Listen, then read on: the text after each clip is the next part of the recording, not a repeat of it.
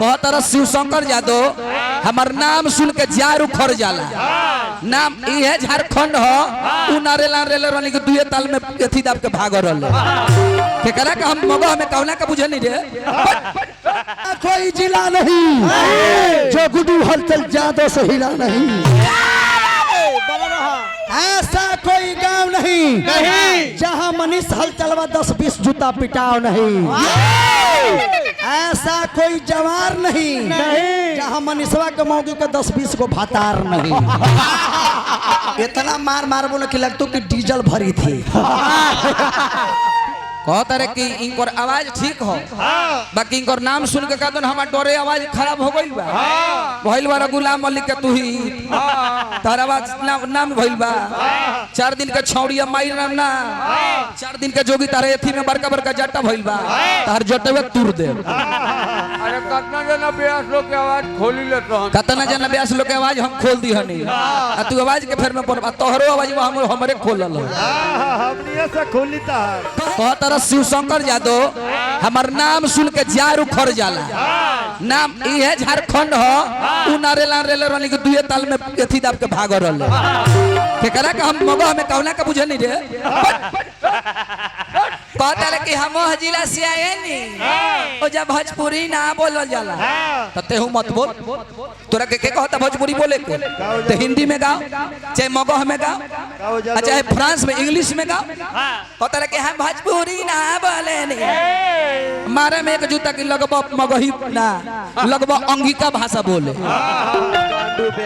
गीत संगीत में प्यास प्यास में गारी गलौज के सीमा यही हो जाला। ऐनी हत कार्यकर्ता कहला कि अश्लील के प्रयोग नहीं होना चाहिए तो हम कहनी कि एकदम ना हो एकदम, लेकिन होई देखी बौरावा अब इनका गीत संगीत से नहीं के आटत तो हमार माई पर चल जाता रे। कहता रे कि मगध के सुदर्शन व्यास शिव शंकर के हम कुछ जानबे ना करीला। देखो बन मत शिव शंकर भैया रामा शंकर चाचा इस मन के लेवल अलग लागल बा। तू अभी डेगा डेगी देता रह अभी बुतरू बाड़त बतरू। गीत संगीत पर अपन बोली पर कंट्रोल रखो। आगे आइल बारे तो एंगा बराबर ना होइए तो 4 गो ईंटो लगा के कहूंगा बराबर होइबे करी ना जी। अपन चप्पल ना तो बाबूजी के जूता पहन के बराबरी हेगा कुदुक के हो जाए। कोई जिला नहीं जो गुड्डू हलचल यादव से हिला नहीं, ऐसा कोई गांव नहीं जहां मनीष हलचलवा 10-20 जूता पिटाओ नहीं, ऐसा कोई जवार नहीं जहां मनीषवा के मौगी के 10-20 को भातार नहीं।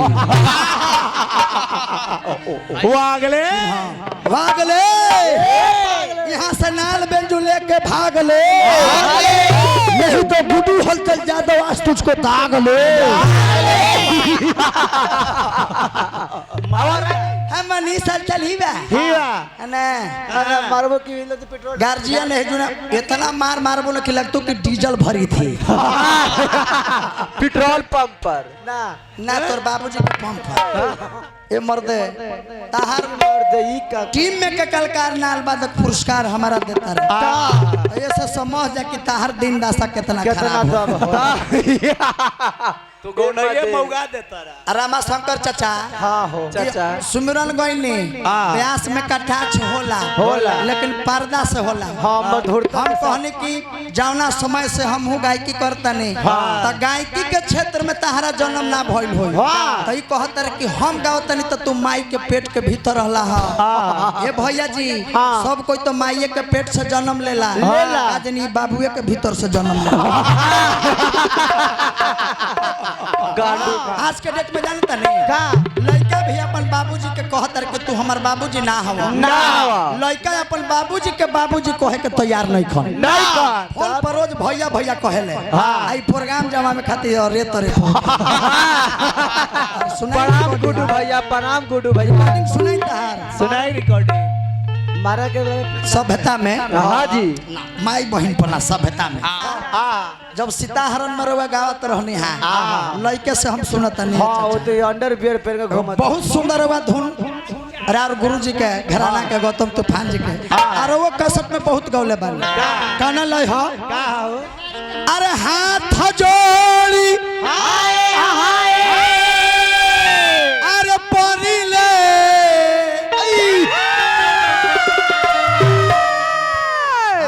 प्यार से कहते रहे ना बैजनाथ